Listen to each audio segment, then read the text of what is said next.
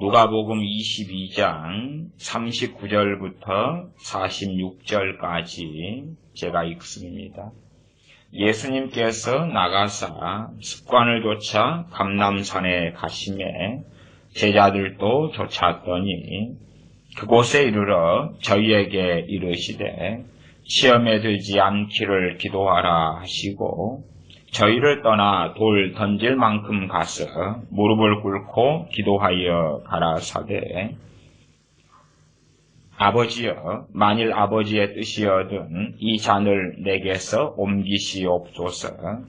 그러나 내 원대로 마옵시고 아버지의 원대로 되기를 원하나이다 하시니 사자가 하늘로부터 예수님께 나타나 힘을 돕더라. 예수님께서 힘쓰고 애써 더욱 간절히 기도하시니 땀이 땅에 떨어지는 빗방울같이 되더라. 기도 후에 일어나 제자들에게 가서 슬픔을 인하여 잠든 것을 보시고 이르시되 어찌하여 자느냐 시험에 들지 않게 일어나 기도하라 하시니라. 아멘. 주님의 기도 생활이 나와 있으면서 오늘의 전하는 말씀의 핵심의 구절을 든다고 한다면 누가복음 22장 40절과 46절을 말씀드리겠습니다. 주님께서 그곳에 이르러 저희에게 이르시되 40절 시험에 들지 않기를 기도하라. 또 46절 이르시되 어찌하여 자느냐 시험에 들지 않게 일어나 기도하라 하시니라. 시험에 들지 않게 일어나 기도하라. 시험에 들지 않기를 기도하라. 주님께서 가르치신 기도, 우리가 자주 하는 주기도문에도 시험에 들지 말게 않게 하옵소서라는 기도를 주님께서 가르쳐 주셨습니다. 다시 말하면 우리 예수님 믿는 사람들이 내가 예수님 믿었기 때문에 시험에서 자동적으로 보호받는다. 그건 아니지요. 지금 성경에서는 비슷하게 보이는 일들에 대하여 구별을 상당히 많이 하고 있습니다. 말하자면 고난, 환난, 시험, 시련, 연단 구분이 한글 번역상에도 상당히 많이 또 때로 잘 되어져 있습니다. 주님께서 의를 위하여 핍박을 받는 자는 복이 있나니 나를 인하여 핍박을 받는 자는 복이 있나니 그렇게 팔복에도 말씀하셨듯이 주님 때문에 또한 하나님의 말씀대로 살기 위하여 받는 핍박을 피하게 해달라 그렇게 기도를 시킨 건 아니에요. 그건 절대 아니에요. 우리가 주님의 사람으로서 때로는 슬기롭고 지혜롭게 행하여 되지만 때로는 주님 때문에 핍박을 받을 줄 알매도 그 길을 걸어가야 해요. 그러나 이제 그것하고 다르게 이 시험이라는 게 있죠. 시험. 여기에는 들거나 빠져서는 안 되는 거지요.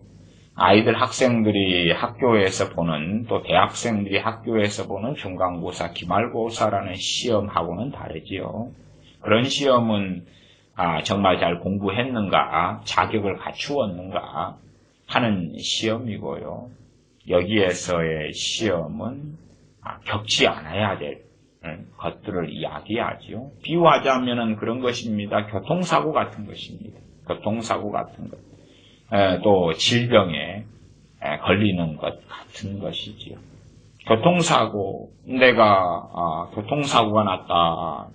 그것을 통하여서 합력하여 선을 이루시는 하나님의 역사는 있을지 몰라도 그러나 그것은 비교하자면 시험에 들어가는 주님께서 시험에 들지 않기를 기도하라 하신 내용이다. 그 말이에요. 교통사고를 가지고 연단될 게 있고 어쩌고 저쩌고 하면 그거 말고도 더 효율적으로, 그치요? 더 효율적으로, 더 효과적으로 연단될 것은 아주 온 세상에 널렸다. 그 말이에요. 널렸어요. 그러지 변태같이 교통사고를 통해서 변화시켜 주소서 그러면 우습잖아요. 정말. 그래서 시험에 들지 않도록 기도해라. 다른 말로 하면 주님의 사도들, 주님의 제자들이라도 주님께서 얼마나 사도들, 제자들을 위하여 기도하셨겠냐 그 말이에요. 이 누가복음 22장에는 베드로를 위해서 주님께서 기도했다고 나오는 대목도 있습니다. 22장 31절, 32절이 그러하지요. 시몬아 시몬아 보라 사단이 밀가 부르듯 하려고 너희를 청구하였으나 그러나 내가 너를 위하여 내 믿음이 떨어지지 않기를 기도하였노니 너는 돌이킨 후에 내 형제를 굳게 하라. 내가 너를 위하여 내 믿음이 떨어지지 않기를 기도했다. 그렇게 말씀하잖아요. 그렇게 말씀해요. 너는 돌이킨 후에 그러면 순서상 지금 시험에 들지 않기를 기도하라. 그 말씀 전에 누가복음상에서 할 때는 베드로 사도에 대하여서 돌이킨 후에 그리고 이제 시몬 베드로에게 닥칠 일들에 대하여 말씀하시는 걸 볼 수 있어요. 그렇다면 한편으로는 저는 그렇게 이해합니다. 제가 이해하고 생각하는 것에 듣는 여러분들이 다 동의하실 건 아니에요. 이게 절대적인 해석은 아니다. 그 말. 어떤 것은 제가 확신을 가지고 정확하게 맞다. 그러는 성경 해석이 있지만 어떤 것들은 제가 보기에는 나는 이렇게 보인다, 이렇게 이해한다, 이렇게 생각한다. 그렇게 말씀드리는 것도 많다는 것을 아실 것입니다. 그런 관점에서 그런 이해나 그런 해석 같은 것은 시간이 흘러가면 변화되고 달라지는 때도 있습니다. 어떤 유명한 목사처럼 제가 완전하고 절대적인 계시를 못 받아가지고요. 그래서 좀 변화될 때가 있어요. 그러나 그럼에도 확신을 가지고 이건 명백하다. 그렇게 말씀드리는 것들도 있어요. 그럼 베드로 사도 같은 경우는 이 베드로 사도가 일단은 이 시험에는 반을 걸치고 있다. 그렇게 생각합니다. 왜 시험에 반을 걸치고 있냐 그러면은 그 앞에 사건에서 있었어요. 주님 십자가에 못 박히시면 안 됩니다. 그때 주님께서 베드로에 대하여 뭘 말씀하십니까? 사탄아 내 뒤로 물러가라. 이미 지금 베드로 사도는 이 시점 말고 그 전의 시점에서부터 사탄이 틈을 타버린 거예요. 그러니까 사탄이 틈을 타기 그 이전부터 베드로 사도는 기도를 했어야 된다 그 말이에요. 그러나 이제 다른 사도들, 다른 제자들의 경우는 주님께서 시험에 들지 않도록 기도하라 했던 그 시점이 중요했다 그 말이에요. 그걸 잘 여러분이 성경의 맥락과 흐름을 살펴보시면 좋겠어요. 주님의 제자들인데 주님께서 기도로 다 지켜주시냐 아니면 자동적으로 지켜지냐 한 걸음 나아가서 우리들 예수님 믿는 크리스천들인데 주님께서 아버지 보좌 우편에서 중보기도 하시고 성령님께서도 말씀 탄식으로 우리를 위하여 간구하시지요. 그러나 우리가 자동적으로 시험에서 지켜지고 항상 은혜 행복 감사 문제가 해결되고 신앙의 연수가 1년, 2년, 3년, 4년, 5년 되니까 더 1년에 2개, 2년에 5개, 3년에 문제 해결만이 아니라 축복이 오고 5년째 더 놀랍고 아름다운 것이 오고 그렇게 되느냐. 그런 식으로 이제 복음을 변질시켜서 제가 앞에 시간에 말씀드렸던 것처럼 초콜릿대로 만들어가지고 물을 타버리고 혼합하고 짬뽕하고 변개시켜가지고 전도하는 경우는 많아요. 당신들 예수님 믿는 영접기도 한번 하면 모든 것이 게임 아웃, 모든 것이 해결된다. 해피 엔딩 이런 식으로 거짓말하는 사람들이 많지요. 그러나 제가 과거에도 집회하면서나 또 설교에 몇 차례 한 2차례는 될까요? 기도의 타이밍에 대해서도 제가 설교를 했었습니다. 기도의 타이밍. 제가 KTX 같은 고속버스 같은 것을 가지고 예제로도 과거에 들었습니다. KTX 기차가 있다 그러면 이게 정각 9시 출발이다. 정각 9시 출발이다 그러면 뭐 10중 8구 9시에 출발하죠. 9시 1분에 출발할 수 있는 경우도 있습니다만은 뭐 대부분 9시입니다. 그러면은 내가 10시에 가가지고 그 KTX 기차를 탈 수 있겠냐? 일반적으로 탈 수 없지요. 이미 출발해 버리고 말았지. 내가 기도를 통하여 9시에 출발하는 KTX를 막 멈춰달라고 뭐 어쩌다가는 뭔가 5분 10분 상간에는 통할 수 있을런지 몰라요. 그러나 KTX를 타려면 이것저것 떠나서 세상 사람들도 압니다. 기도할 문제가 아니고 제 시간에 가면 되지. 제 시간에 가면 타면 되는 거예요. 그러나 그 시간을 놓치면 그러면 그것만큼 그 사람은 손해를 볼 거 아니에요. 손해를 봐요. 참 믿는 사람들이 이 신앙과 믿음의 변명 속에서 세상 사람들보다 더 상식이 없고 지각이 없고 지혜가 없고 이상해지는 경우가 많은 것 같아요. 내가 9시에 KTX를 타가지고 서울 가서 무슨 일을 처리해야 된다. 그런데 나는 KTX를 못 타게 되었다. 그리고 그곳에 못 가고 일을 처리하지 못했다. 그럼 뭐 해보면 되는? 기도를 해가지고 처리해버리겠다. 좀 굉장히 이상한 발상들을 크리스천들은 많이 합니다. 자기가 잘못 뿌려놓고 하나님께로부터 거둬달라. 그러한 정말 이상한 발상들. 그래서 정말 아무 때나 담대하고 아무 때나 좀 이상한 그런 크리스천들을 찾는 것은 놀라운 일은 아닙니다. 흔해 빠진 일이다 그 말이죠. 주님께서 제자들에게 40절에 시험에 들지 않기를 기도하라. 시험에 들지 않기를 기도하라. 결과적으로 이 제자들은 시험에 들지 않기를 기도했습니까? 안 했습니까? 안 했습니다. 안 했어요. 안 하고 때를 놓쳐버렸어요. 그리고 이들은 상당히 많이 깊이 시험에 들었습니다.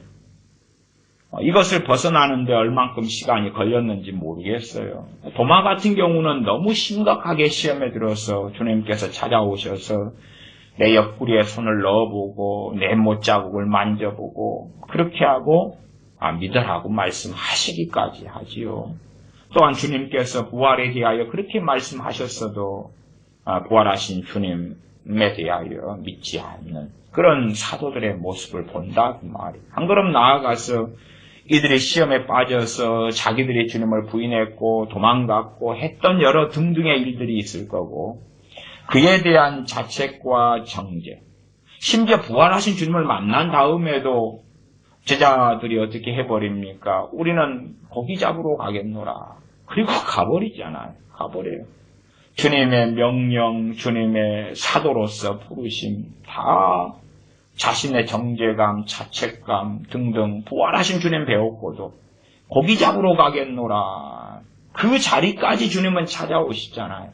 찾아오셔서 물고기 잡는데 153마리를 잡고 그리고 함께 숯불에 고기를 구워서 제자들을 주고 또 잡수시기도 하고 사실은 그러면서 베드로 사도에게 너가 나를 사랑하느냐 3번 물으시고 내적 치유나 상처 쪽에서는 그래서 베드로 사도를 치유했다 그런데 아니 그런 것 가지고 다 치유되고 처리되겠어요? 또 거기에 베드로 사도 혼자만 있어요? 그게 간단한 문제 아니에요. 사람은 그렇게 단순한 문제 아닙니다.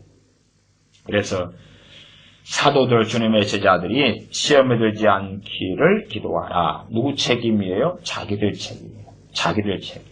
주님께서 베드로를 위하여 기도도 해주시고 제자들을 위하여 기도도 해주시고 그러나 그런 걸로 해결될 수 있는 부분까지가 있고 그 주님께서 해주신 기도를 통하여 중보기도를 통하여 도와주실 영역까지가 있고 각자 심지어 주님의 제자들 사도들이라 할지라도 자기들이 기도하고 깨어 있어야 될 영역 그 다음에 그 타임이 있다고 말이에요. 타임. 어느 때를 넘겨버리면 이제 그러면은 문제가 발생하고 문제가 발생하고 시간이 흘러갈수록 그것을 처리하는 것은 어려워 버리고 말죠.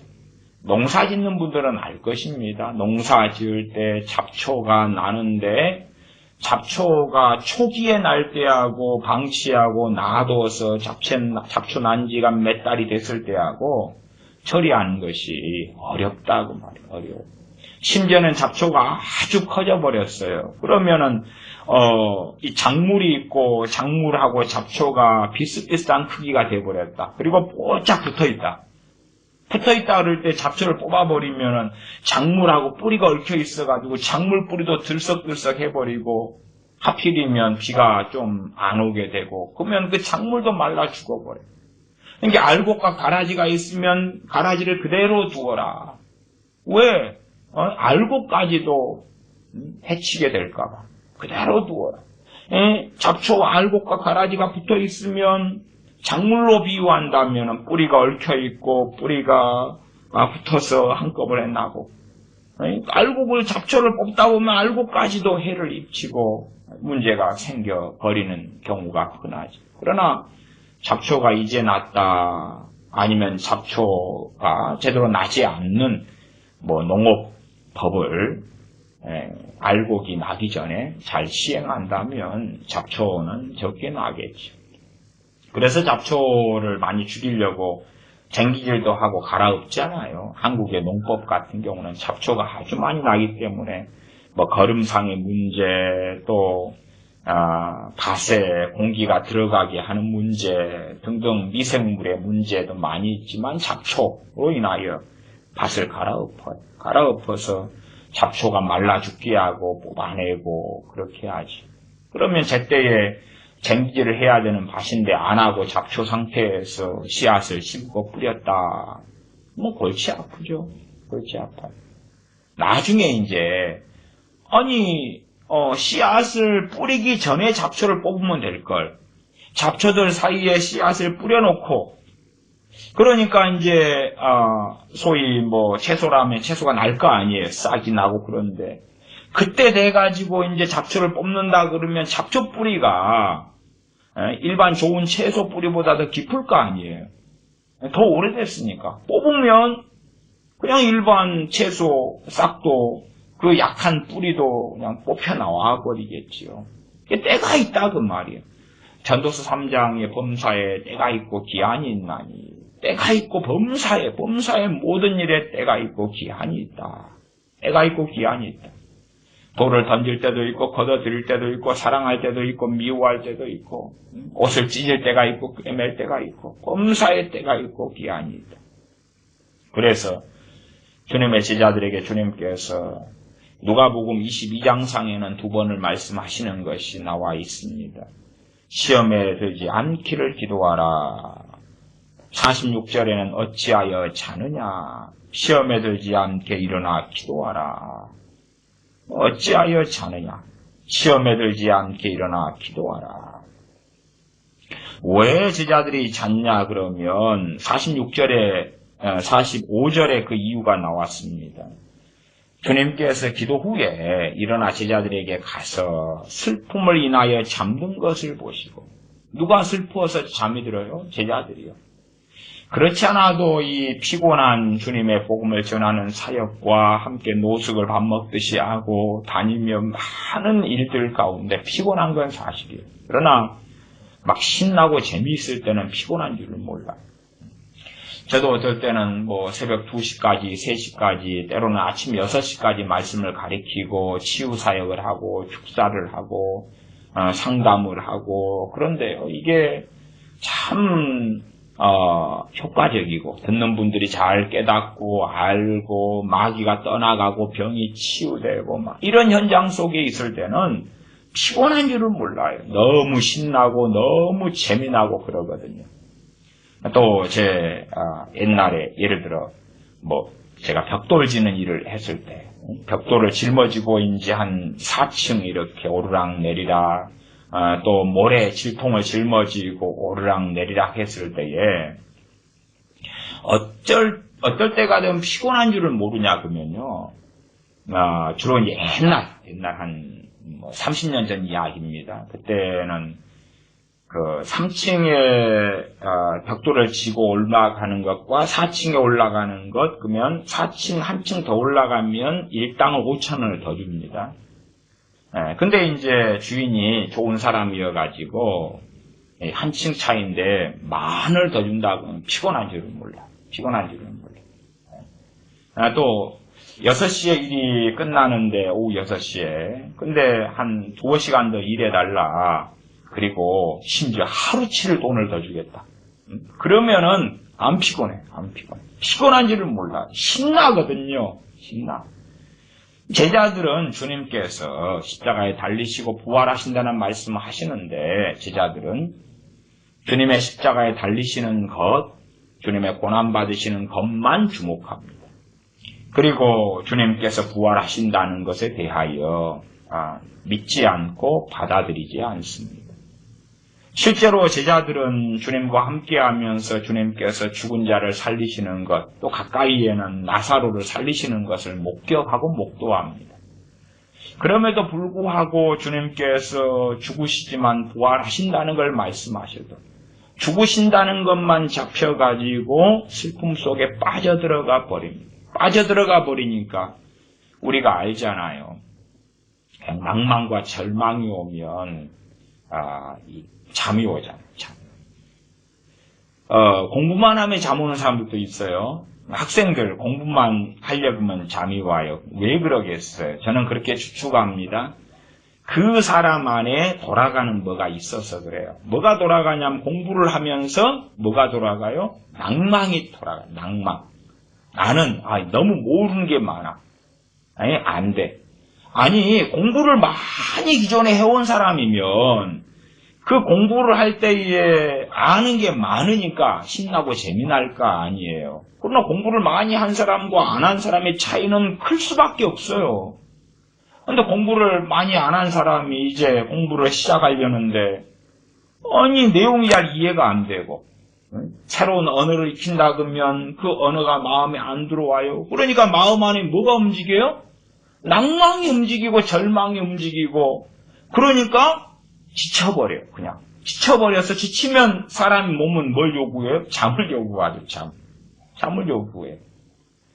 결혼생활 하시는 분들은 남편이 속을 갖다가 엄청 썩인다 그러면은 그냥 모든 게 만사가 싫고 지치고 그 다음에는 잠만 자고 싶죠. 그래서 낭망이 있고 막 절망 속에 사는 사람들은 잠도 많이 자고 오래 자요. 막 3일도 자고 하루도 자고 반나절도 그냥 자고 그래요. 아이들도 마찬가지입니다. 아이들 안에 아이들 같은 경우는 주로 공부가 대표적인 일이겠지요. 그러면은 공부가 제대로 안 된다. 또한 공부를 마땅히 해야 될 때 안 하고 넘어갔고 이것이 쌓여가지고 막상 어느 공부를 해야 되는데 못하게 된다. 그러면은 그것을 접할 때마다 스트레스를 받고 그리고 낭망이 오고 근심이 되고 그래서 잠을 계속 많이 자요. 아이들이 잠을 계속 많이 자요. 학교에서 내일까지 숙제를 해오라 그랬다. 그러면 아이가 그날 학교 갔다 와서 피곤한 일이 없어요. 숙제하면 되는데 갔다 오자마자 잠이 와버려요. 얘가. 왜냐하면 그것만 생각하면 힘들거든요. 힘들어. 이게 이제 사람의 일반적인 어떤 패턴이에요. 그래서 나는 책만 보면 잠이 온다. 그러면은 어이고 모르겠다. 안 된다. 실력이 없으니까 안 되는 건 당연하죠. 근데 아내가 이제 주님의 제자들처럼 제자들은 슬픔을 인하여 잠들었다고. 슬픔을 인하여 잠들었어. 정말로 이들이 믿음이 있었다면 잠들지 않았겠죠. 슬픔을 받아들이니까 이들은 잠이 오는 거예요. 낭망이 받아들이니까 잠이 오는 거예요. 엄마들이 과거에 하얀 띠를 머리에 두르고 이불을 덮고 몰라. 밥 너희들이 알아서 해먹어. 나는 그냥 죽겠다. 그리고 그냥 내내 이불을 뒤집어 쓰고 있는 것처럼 이 낭망이 오고 절망이 오고 탄식이 오면은 잠이 오는 거예요. 잠이. 제자들에게 주님께서 40절에 시험에 들지 않기를 기도하라 했는데 안 해요. 왜? 주님께서 하신 말씀들을 귀담아 듣지 않았어요. 결과가 그래요. 결과가 그래요. 주님의 십자가의 길을 걸어가시고 내가 부활하겠다고 말씀하셨어요. 전에 유대인들이 표적을 보여달라 그럴 때 요나의 표적밖에는 보여줄 것이 없다. 요나의 표적이 바로 주님께서 3일, 장사 지낸 지 3일 만에 다시 살아나시는 그것. 또한 성견을 헐라 내가 사흘 만에 일으키리라. 그것이 바로 주님께서 십자가에 달리시며 부활하시는 것을 이야기하고, 나아가서 주님께서 직접적으로 제자들에게 여러 차례 주님의 순환에 대하여 말씀을 하셨음에도 불구하고 제자들은 순환에 대한 것만 받아들이고 순환 다음에의 부활은 안 받아들였다고 말이에요. 그러니 슬픔이 일어나죠. 슬픔이. 주님께서 점점 예루살렘에 부흥이 올 것이다. 나를 더 이제는 믿게 되고 메시아로 영접하게 될 것이다. 그러면 소망이 생길 텐데 내가 십자가의 길을 걸어갈 것이다. 그렇지만 장사 지낸 지 사흘 만에 내가 다시 살아날 것이다. 그래도 전체적인 이제 분위기가 대제사장들이나 바리새인들이나 사두개인들이나 한패거리가 돼가지고 주님을 죽이려 하는데 상황을 반전시킬 수가 없구나. 이 대중이 그들의 흑색 선전에 마치 대한민국처럼 넘어가고 말았다고 말이에요. 바리새인들이, 서기관들이, 제사장들이, 대제사장들이, 사두개인들이 주님에 대하여 흑색 선전을 해서 사람이 다수가 모이는 데가 유대라면 예루살렘인데 거기에 언론을 장악했고 당연하게 그들은 정치 권력을 가지고 있고, 그래서 그것을 통하여서 주님께서 예루살렘에 입성하실 때도 그 전에 갈릴리에 있을 때 반대하잖아요. 지난번에도 주님을 죽이려 했는데 이번에 들어가면은 그런 일이, 끔찍한 일이 벌어집니다. 그러나 이제 들어갈 때에 놀랍게 호산나 일이 벌어지니까 아이고 소망 좀 있는 것 같다 했는데 다시 반전에 그런 일이 벌어졌지. 시험에 들지 않기를 기도하라. 어찌하여 자느냐. 시험에 들지 않게 일어나 기도하라. 아무리 제자들이 슬픔 때문에 자기들이 잘못한 거예요. 그걸 대신할 수가 없어요. 주님이 말씀을 잘 가르쳐줬는데 지금 시간은 일정하고 되어져가는 일 속에서 흘러가는데 제자들이 슬픔 쪽으로 갔다는 이야기는 믿음이 아니라 안 좋은 쪽으로 말씀을 때로 곡해하기도 하고 오해하기도 하고 편식하기도 하고, 주님이 계속하여 그것을 막 설득하고 아니야 제자들아 아니야, 아니면은 시험에 들지 않도록 기도를 시켜야 되니까 계속 기도할 때까지 그냥 잔소리 해가지고 그러는 건 말이 안 되잖아요. 사람들은 항상 이기적이어서 그런 입장으로서 하나님께 요구를 해요. 하나님, 나를 사랑하시잖아요. 그러니까 언제까지나 나에게는 시간과 기회를 주십시오. 그러면 천년만년 살아야지. 아니면 젊음의 때가 한 100년, 200년 흘러가든지. 언제까지나 나에게는 기회를 주셔야 됩니다. 제자들이라 할지라도 사도들이라 할지라도 그 기도해야 될 타이밍을 놓쳐버리면 그 다음엔 당연하게 시험에 빠지고 시험에 드는 거예요. 기도해야 될 타이밍을 놓쳐버리면. 베드로 사도는 그 앞에 타이밍을 절반이나 한 번 이상 놓쳤다고 저는 보고요. 그래서 사탄아 내게로 물러가라. 너는 나를 넘어지게 하는 자로다. 그런 말씀을 주님으로부터 들었고, 그렇기 때문에 베드로 사도에 대해서는 누가복음 22장 31절에 시몬아 보라 사단이 밀 까부르듯 하려고 너희를 청구하였으나, 대표가 시몬이죠. 사도들도 포함되겠지만 시몬. 그러나 내가 너를 위하여 내 믿음이 떨어지지 않기를 기도하였노니 너는 돌이킨 후에 이미 시몬은 한 번은 자빠지게 되어져 있었다고 말이에요. 왜? 그 앞에 시몬은 기도해야 될 타이밍에, 깨어있어야 될 타이밍에 깨어있지 아니했다고 말이죠. 그리고 이제 다시 시몬에게 오는 기회가 있고 다시 사도들에게 오는 기회가 있어요. 어떤 기회가 있냐 그러면 기도해야 될 기회. 시험에 들지 않기를 기도해야 될 기회. 시험에 들지 않기를 기도한다. 무슨 기도를 해야 될까요? 주님께서 주기도문 가르쳐 주신 대로 그냥 1시간이면 1시간 내내 시험에 들지 않게 해주시옵소서, 시험에 들지 않게 해주시옵소서, 시험에 들지 않게 해주시옵소서. 그럼 끝날까요? 그러진 않겠죠. 시험에 들지 않게 되려면 물론 시험에 들지 않게 해달라, 도와달라 그런 기도를 하는 것도 필요하고 그러나 더 본질적으로는 그 사람이 영적으로 깨어 있어야 되고 영적으로 건강해야 되는 것이 관건이 될 것입니다. 왜냐하면 그래야지만이 분별할 수 있고 그래야지만이 볼 수 있고 그래야지만이 똥인지 된장인지 육인지 영인지 영에 속한 일인지 육에 속한 일인지 판단이 지혜가 지각이 있을 수 있기 때문에 그렇지. 육에 속한 사람은 성령님의 일을 받지 아니하나니 그렇게 고린도전서에 말씀하는데 깨어있지 않으면 육에 속한 사람, 육신에 속한 사람이 될 수밖에 없고 그래서 시험에 빠져 들어가도 시험에 빠지는 줄도 모르는 경우가 아주 많다 그 말이에요. 주식에 사기꾼을 만나서 투자해라. 투자하면 주식이 한 달에 50%가 오른다. 사기를 당한다고 칩시다. 시험에 빠진 거지요. 시험에 빠지는데 그 시험에 빠진 사람이 시험에 빠지니까 슬픔이 오고 절망이 오겠어요? 그 사기꾼한테 속는 사람이 그럴 리가 없죠.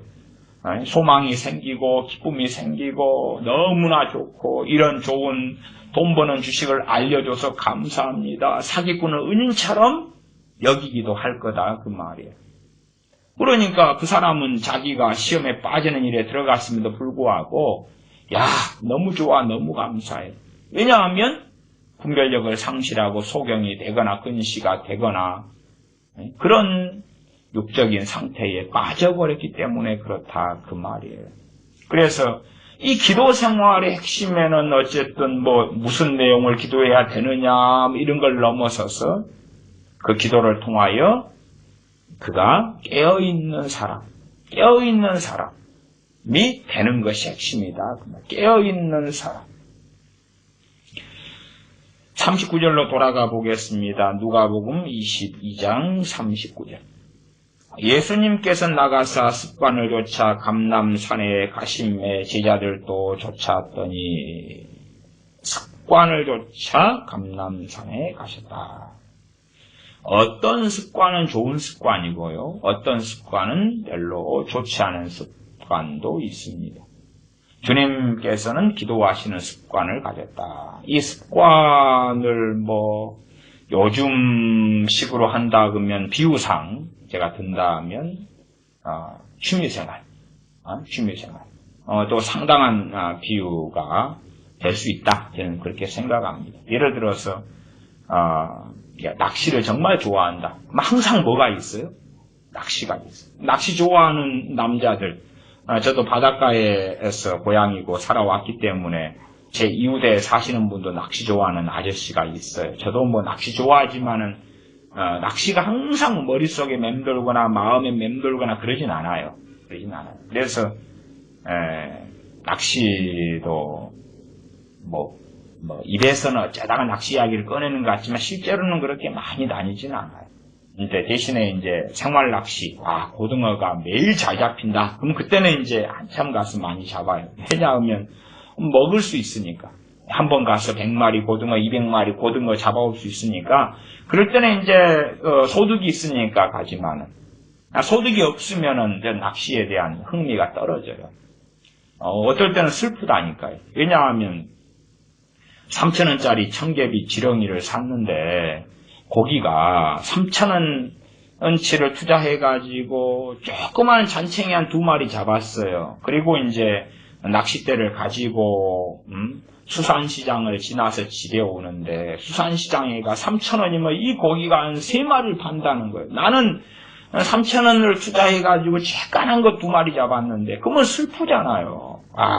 지렁이 살 돈으로 저 생선 저 3마리를 샀으면 맛있게 구워 먹을 텐데, 저는 그런 어떤 낚시를 통해서 소위 결과물이 있고 소득이 있기 때문에 좋아하는 거예요. 소득이 있기 때문에. 그게 없으면은 낚시 안 해요. 그러나 이제 정말로 낚시를 좋아한다 그러면 그것과는 상관없어요. 없어서 고기가 안 잡혀도 낚싯대를 바다에 들이우는 것만으로도 평안하고 행복하고. 그래서 제 이웃에 아시는 아저씨 같은 경우는 자전거를 타고 고기가 잡히나 안 잡히나 눈이 오나 비가 오나 아니 바람이 부나 항상 바닷가로 출동을 하셔요. 그래서 항상 잡히나 안 잡히나 바다에서 낚시를 하셔요. 그런 분이 있어요. 그 왜냐하면 낚시가 자신의 취미 생활이니까. 그게 이제 저는 그 취미라는 의미를 좀 더 깊이 이야기 드리는 것입니다. 습관이라는 것과 비유적으로 사용하고 제가 설명하기 때문에요. 그래서 항상 낚시가 마음을 떠나지 않고 맴돌지 않아요. 왜? 정말로 사랑하고 정말로 사모하는 대상이기 때문에. 습관이라는 의미를 그렇게 말씀드릴 수 있는 거예요. 주님께서는 시간만 나면 이 습관이라는 게 어떤 의미냐 그러면은 주님께서 가장 중요하게 여기는 것. 말씀을 전하시고 병을 고치시고 귀신을 쫓아내시고 그런 사역 가운데 이제 짬이 나면 주님의 마음을 사로잡았던 것은 기도였다 그 말이에요. 아버지 하나님과 함께 머무는 거였다 그 말이죠. 하나님과 함께 머물러서 하나님의 존전에서 시간을 보내는 거예요. 그 장소가 때로는 산이 되고 강가가 되고 바닷가가 되고 들판이 되고 그래서 습관을 쫓아 그 말이에요.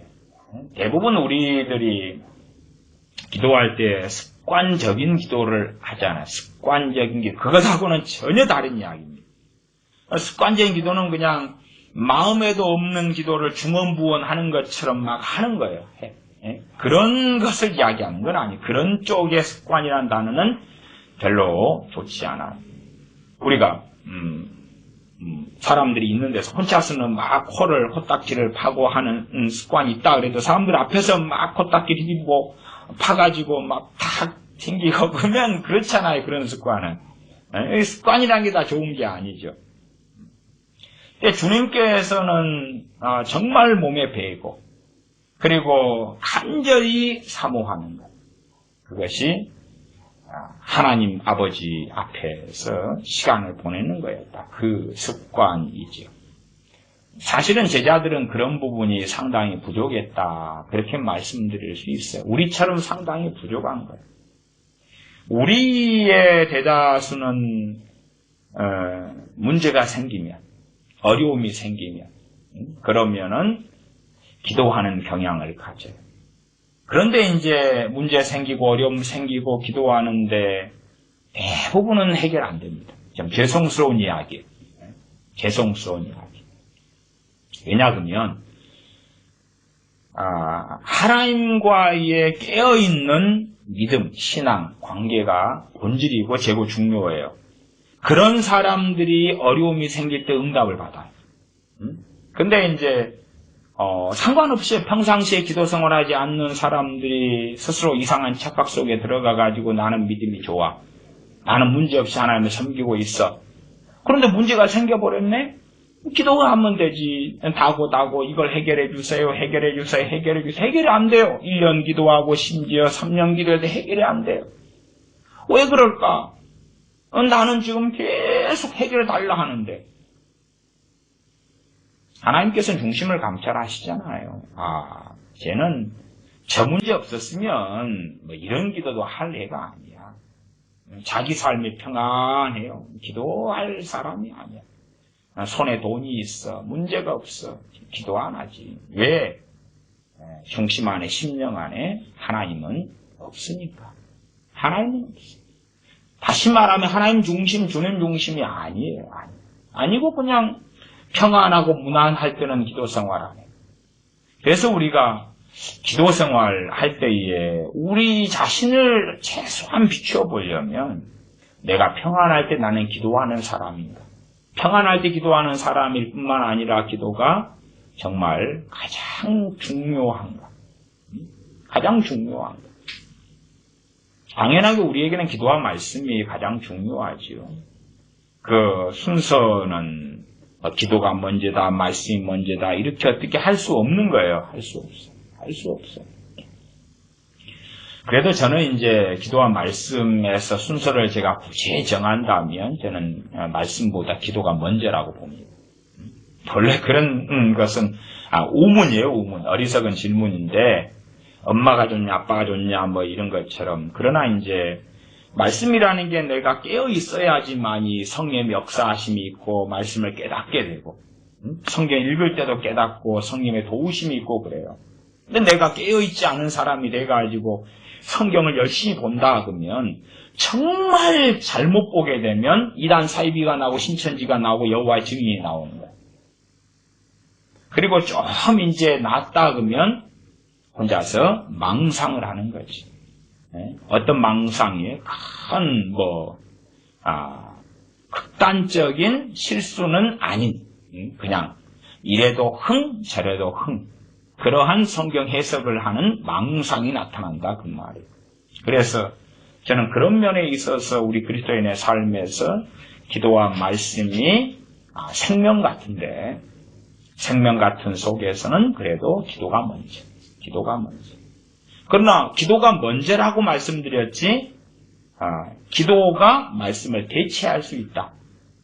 그건 큰일 날 거지. 그러면 머리하고 심장 중에서 내 머리가 있으니까 심장은 뽑아버려도 돼. 그런 것과 똑같은 이야기가 될 거라 그 말이에요. 기도를 통하여 깨어있으면서 말씀을 상고해야 돼. 기도를 통해 깨어있으면서 말씀을 통한 성령님의 도우심, 성령님의 역사 속에 들어가야 한다 그 말이에요. 그러나 깨어있지 않은 사람들이 성경을 보면 성경을 육에 속한 육신의 도구로 이용하고 사용할 거라 그 말이에요. 목회자 가운데 영에 속한 사람, 깨어있는 사람이 얼마나 있을까 모르겠어요. 그러나 단순한 이야기로 한다 그래도 절반 이상이죠. 깨어있지 않은 사람이 절반 이상. 육신에 속한 목회자가 절반 이상. 그렇기 때문에 성경을 이용해서 육신에 속한 이야기를 해요. 육신에 속한 이야기. 그것이 한국교회의 비극이 되죠. 비극이 돼요. 그리고 기도라는 것의 기도의 핵심은 제가 항상 말씀드려 왔습니다. 다구고 기도가 아니에요. 그것이 내 가족을 위해서 하든지 아니면은 선교지를 위해 기도하든지 북한을 놓고 기도하든지 중국을 놓고 기도하든지 인도를 놓고 기도하든지 간에 다고가 중심을 이룰 수 없어요. 기도는 본래 그게 될 수가 없어요. 기도에 대한 참으로 많이 나와 있는 시편을 확인하시면 기도의 중심과 핵심은 하나님과 나예요. 하나님과 나. 그리고 하나님과 나와의 관계. 하나님께서 나를 들으실 것이냐, 그게 중요하지요. 하나님께서 나를 들으실 것이냐, 나를 들으실 것이냐. 하나님께서 의인의 간구에 귀를 기울이신다. 하나님께서 나를 들으실 것이냐. 그게 중요하지요. 하나님이 나를 듣지도 않는데 다고 해봐야 무슨 의미가 있겠냐 그 말이에요. 한 걸음 나아가서 중보기도도 그렇습니다. 중보기도도. 내가 아프리카를 위해 기도하는 게 중요하겠어요? 내 가족을 놓고 기도하는 게 중요하겠어요? 내 가족이 중요하지. 아프리카 당신 알아? 아프리카에 사는 사람 누구를 아는데 당신이 부르심받은 기본 영역이 당신 가족이라. 당신 가족, 이웃, 친구, 동료, 친척이 당신 부르심받은 기본 영역이라. 이게 근데 이제 주로 육에 속한 사람들이라도 알아요. 뭘 안 줄 아세요? 아프리카를 놓고 기도하면 아프리카 사람들은 보이지 않아요. 보이지 않아요. 그런데 내 가족을 놓고 기도하면 가족은 보여요. 뭐가 보이느냐? 내 기도가 씨알도 먹혀들지 않는다는 걸 봐요. 내 기도가 밤낮 없이 눈물 흘리고 기도해도 내 자식에게 내 기도가 이빨도 안 들어간다는 것을 보고 내 남편과 아내에게 내 부모 형제에게 씨알도 먹히지 않는다는 걸 봐요. 물론 일부를 빼고는 일부 빼고 대다수는 그렇다 그 말이에요. 그렇기 때문에 기도를 하면 할수록 무엇이 와요? 절망이 오기 쉬워요.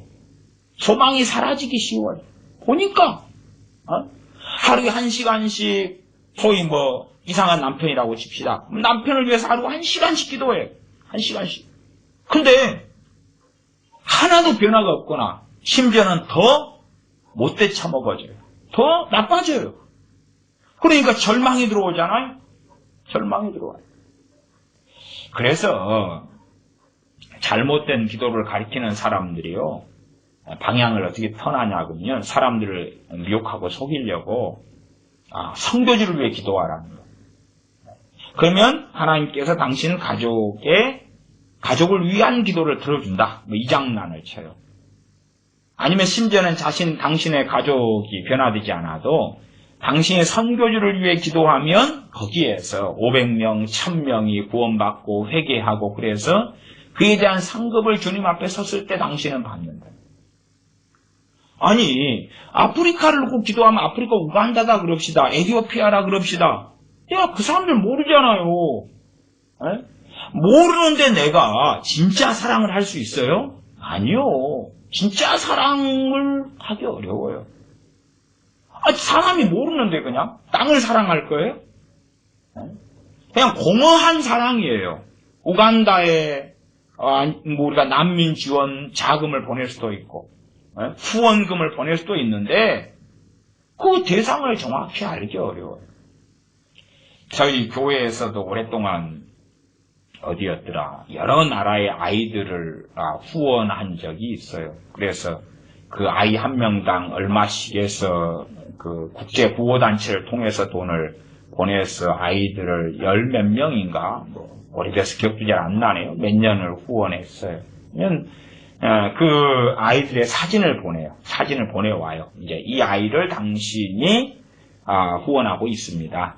그리고 이제 그 단체에서 국제 유명한 그 단체니까 그 아이에게 하면서 한국, 코리아에 있는 누가 너를 후원하고 있다. 그러니까 감사편지 써라. 그래 감사편지가 오더라고요. 감사편지가 와요.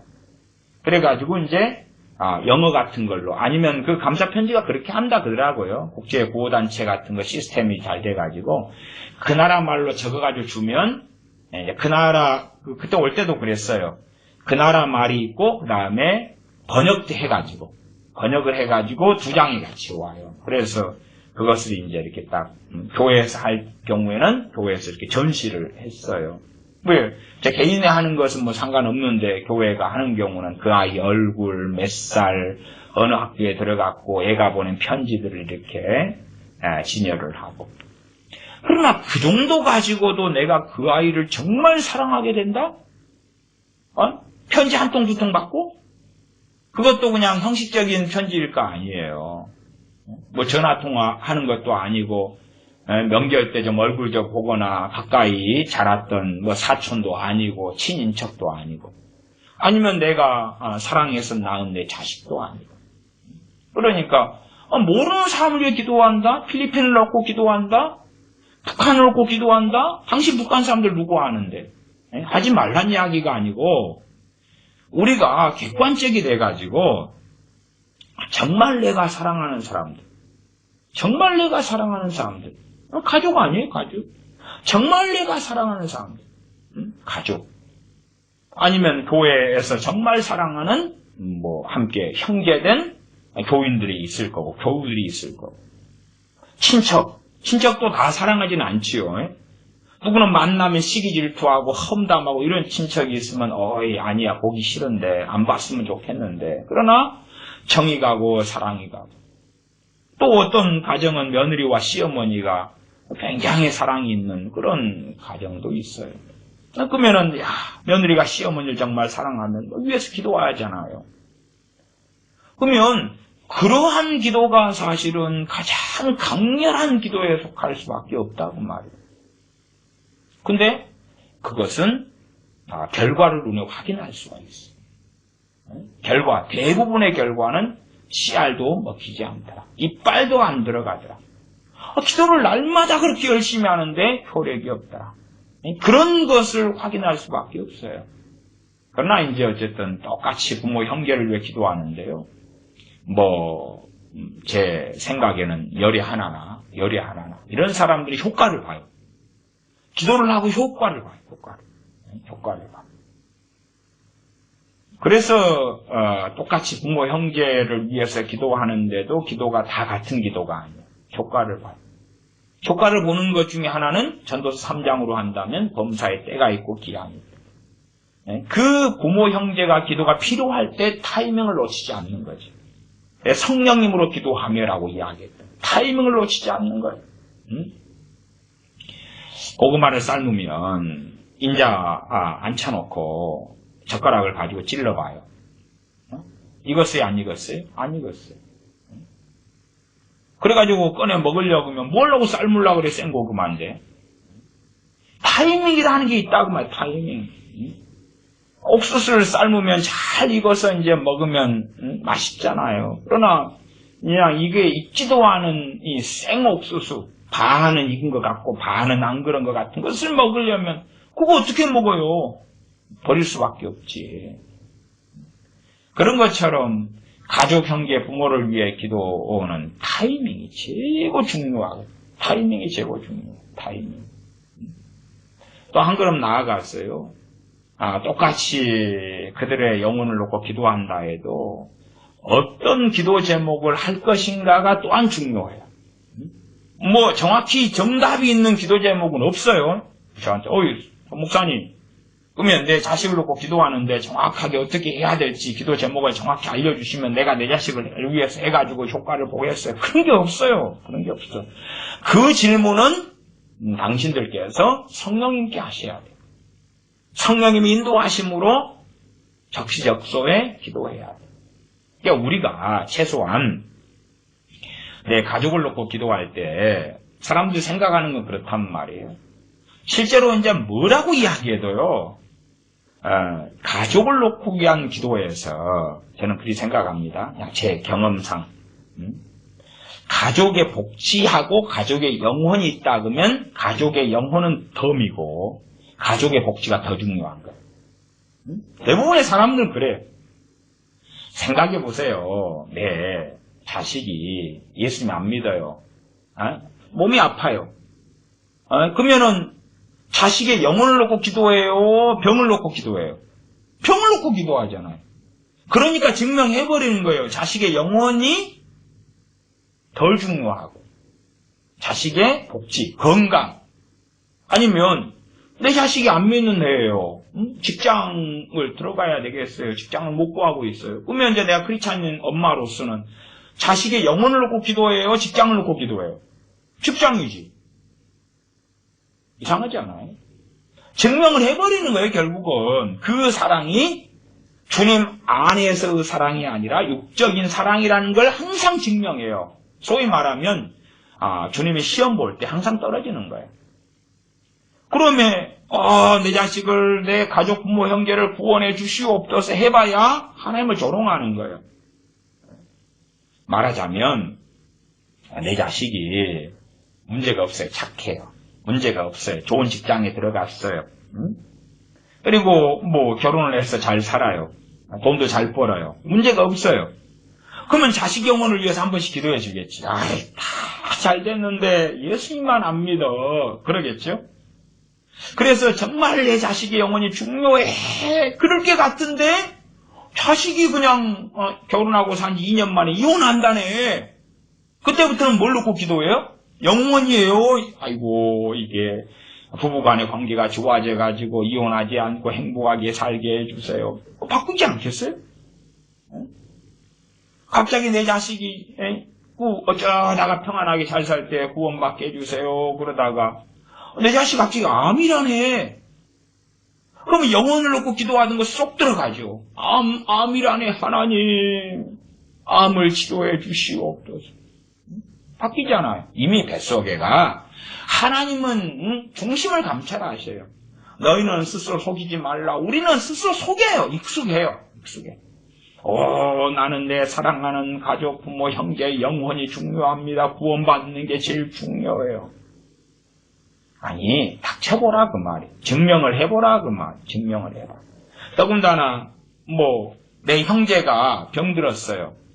병들고 심지어는 돌봐줄 사람이 나밖에 없어요. 나밖에.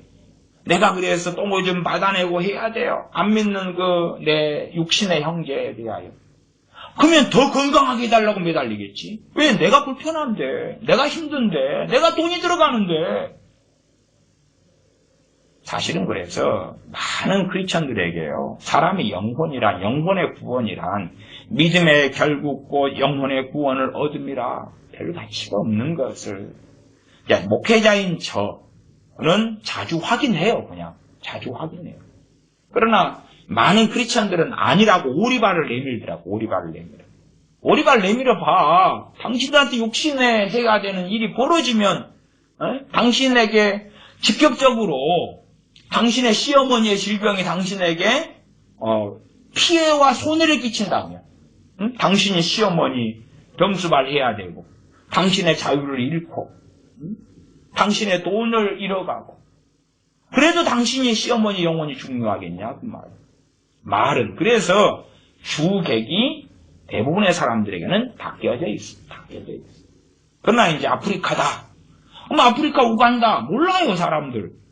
그들이 지금 굶어 죽어가고 있는 거 잘 몰라요. 소문만 들었을 뿐이지 내 실제적 고통이 아니에요. 그러니까 구원해 주소서 그러는 거예요.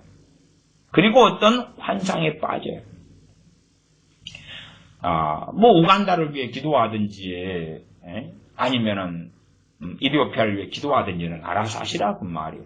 그러나 내가 그건 어쩌다가 하게 되는 덤일 뿐이지. 내가 우간다에 소명이 있었다면 우간다에 있었겠죠. 거기에 부르심 받았을 거고. 아니면 정말로 우간다에 대하여 그 사랑이 뜨거우면 저는 그렇게 권면드리고 싶어요. 우간다로 이민을 가세요. 사업을 하러 들어가시든지 거기에 직장을 가지고 가정을 꾸리세요. 우간다에 이제 사람들과 함께 살잖아요. 그리고 함께 사는 그 사람들을 위해 기도하시라 그 말. 그렇게 해야 돼요. 제가 대한민국이다. 대한민국에 우리 크리스찬들이 집착할 건 없어요. 우리는 천국 시민이지 대한민국의 시민이 아니에요. 나라는 다 흥망성쇠해요. 지금 시간이 얼마나 지났는데 조선을 붙잡고 있겠어요? 아니면 과거에 고려를 붙잡고 있어요? 그럴 수가 없잖아요. 우리가 한 나라의 사람으로 살지는 않아요. 그냥 나라도 잡초처럼 안개처럼 사라졌다가 있었다가 흘러가는 거예요. 그러니까 정말로 내가 아프리카 우간다를 사랑한다면 그냥 멀리서 알지도 못하는 그 사람들을 상상을 해가지고 주여 부흥을 주시옵소서 하지 말고 직접 가서 살고 직접 만나고 우간다의 이웃이 되고 거기에서 사업을 하든지 선교사가 되든지 목사가를 하든지 거기에서 가정을 꾸리든지 그렇게 해가지고 그 아는 그 사람들을 사랑해서 기도하라 그 말이에요. 그러면은 대부분은 문제점을 또 실감할 거예요. 왜? 씨알도 안 먹게 들어가는 것을 알 테니까. 씨알도 안 먹게 들어가는 걸 알 테니까. 물론 저는 어쨌든 한 열에 한 명 정도는 그렇지 않고 어느 정도의 열매를 거둘 거라고 저는 생각해요. 열에 한 명 정도는. 그러나 열에 9이나 심지어 그 이상은 씨알도 먹혀 들어가지 않는 것을 본다고 말이에요. 아니 우리가 자식을 둔 부모라면 가장 사랑하는 것이 자식일 테니까. 주님 빼고. 혹시 그런 질문을 던져야 될까요? 그러면 시험에 들 수 있잖아요. 딸이 있다 그러면은 남편한테 당신은 딸을 더 사랑해? 나를 더 사랑해? 하고 아내가 묻는다.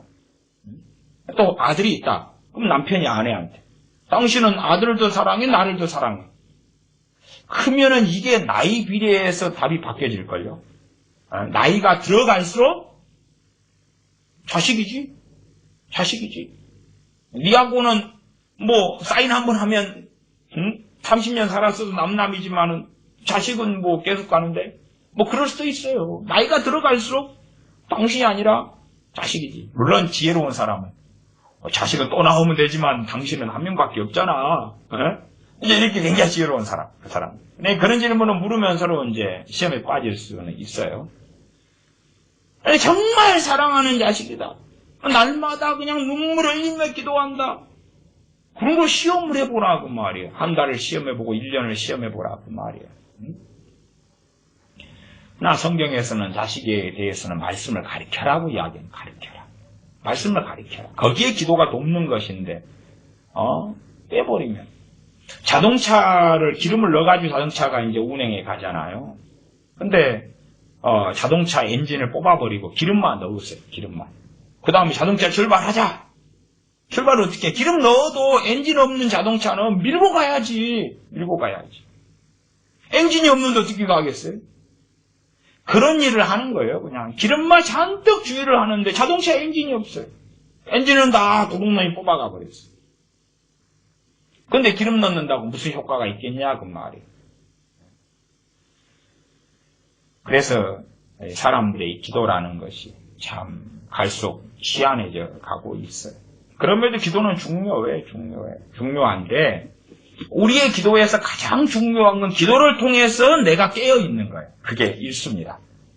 내가 깨어있어야지만이 내가 주변을 위해서 하는 기도가 효력이 있을 수 있다 그 말이에요. 내가 깨어있지 않으면 당연하게 내 영혼도 잘 지키지 못한다 그 말이에요. 사도들이 그랬잖아요. 주님의 제자들이 그랬잖아요. 시험에 들지 않기를 기도하라. 시험에 들어버리면 이제 영적으로 병들어 버린단 말이에요. 병들어 버리고 사탄의 공격이 심해지고 하나님 말씀은 더 깨닫지 못하게 되고 있는 믿음까지도 사라지고 뽑혀지고 시험에 들고 시험에 빠지면 우리가요 어떤 그 울타리라는 게 있잖아. 영역이라는 게 있어. 울타리 영역. 이것을 성경으로 한다면 은혜입니다. 은혜예요. 한국으로 이야기한다면은 겨울에 이제 영하 5도까지 떨어졌다. 그러면 집 밖에 있을 때하고 집 안에 있을 때하고 집 밖에 내가 영하 5도가 됐는데 벌벌 떨고 있는 것하고 그다음에 집 안에 들어오면 더 따뜻할 거 아니에요. 심지어 난방이 돼 있으면 따뜻하지요. 그것을 저는 은혜라고 비유하겠습니다. 은혜. 내가 은혜 안에 있다. 뭐 집 안에 있는 거에 추운 겨울에. 심지어 그 은혜가 아주 강하고 좋다. 그러면 난방을 잘해가지고. 그래서 아파트 같은 경우에 난방이 잘 된 데는 겨울에도 그 주부들이 반팔 입고 생활하더라고. 반팔. 전에 신방 갔더니 겨울에 신방 가서 나는 추워가지고 막 코트 입고 갔는데 반팔 입고 생활하셔요. 난방을 짱짱하게 잘해 놓으셔가지고. 그래서 한겨울도 반팔, 가을도 반팔, 집안에서는 그러신다. 그래요. 여름처럼 지내시는 거죠. 상쾌하게. 은혜는 어떤 영역과 울타리가 있어. 그러면 내가 은혜를 벗어나게 될 때가 있다면, 은혜를 벗어나게 될 때가 있어. 벗어나게 될 때. 그때에 그래도 그것을 경고하는 것이 하나님께로부터 와요. 저는 그렇게 믿고 지금까지 신앙의 여정 속에 그것을 체험해 왔습니다. 그럼 경고하는 것이 뭘로 오냐? 그러면은 제가 믿기로는 이건 제가 믿는 것이고 제가 체험하는 것이니까 여러분의 체험하고는 좀 다를 수 있어요. 또 제가 체험하는 것도 그냥 제 자신의 체험에 혼자만의 체험이면 제가 이야기를 하지 않지만 목회를 해오고 또 신앙생활을 어쨌든 40 몇 년을 해오는 가운데 다른 크리스천들의 체험을 듣고 확인해도 대동소유하기 때문에 제가 말씀드리는 거예요. 그 핵심으로 그 은혜의 또 울타리와 영역을 내가 영적으로 넘어가면 병들어 버리는 그 울타리 경계선. 그 넘어갈 때에 우리에게 경고해 주시는 일반적인 것을 저는 꿈이라고 봅니다. 꿈이라고 봐요. 꿈. 요에스 2장이나 사도행 2장에 젊은이들은 환상을 보고 늙은이들은 꿈을 꾸고 아이들은 예언을 하게 된다. 꿈, 환상, 예언이 나와 있지만 그러나 이제 일단은 왜 환상은 이야기하지 않고 이제 예언은 제껴놓고 환상을 이야기하지 않고 꿈이냐 그러면 꿈과 환상에 다른 점이 있어요. 다른 점이. 예를 들어서 사도 바울이 복음을 전하는 전도여행 가운데서 어디를 갈지는 모르고 예수님의 영인 성령님께서 가로막으실 때에 환상이 보여요. 간혹가다가 환상, 꿈 왔다 갔다 헷갈리는데 환상이 정확하게 환상인데 지난번에 제가 꿈이라고 잘못 말했던 것 같아요. 그런데 마게도냐로 오라고 환상을 봐요. 환상을 봐요. 그러니까 이 환상과 꿈의 차이가 뭐냐 그러면 환상이라는 것은 내가 잠들기 전에 보는 게 환상이에요. 내가 아직 잠들기 전에. 그래서 실제로 대부분의 환상은 언제 보이냐 그러면 비몽사몽간에 보이는 경향이 있어요. 베드로 사도가 부정한 짐승에 대한 보자기 환상을 3번을 보았죠. 비몽사몽간에. 기도하는 중인데 비몽사몽간에. 말하자면 잠든 건 아닌데 이게 졸았다 그렇게 말할 수 있는데 비몽사몽간에. 근데 완전히 잔 건 아니에요. 그럼 비몽사몽간에 그런 경우를 이제 환상 이렇게 말씀드리겠어요. 환상이라는 것은 깨어있는 사람들이 보는 환상이 정확도가 높아요. 이게 말하자면 지금 은혜의 경계선을 넘어가는 이 영적으로 병들까 그렇지 않을까의 이 기로에 있는 사람들은 환상을 보기 어려운 영적 상황이다 그 말이에요. 근데 영적으로 병든 사람이 환상을 본다 그러면 많은 경우 귀신으로부터 오고 미혹이죠. 미혹이에요.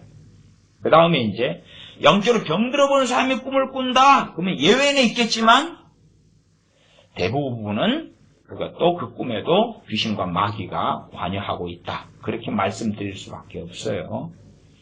그래서 정말 깨어있는 사람들이 예언을 하고 설교도 사실은 성령 역사로 설교한다 그러면 예언이에요. 예언적인 설교, 예언이에요.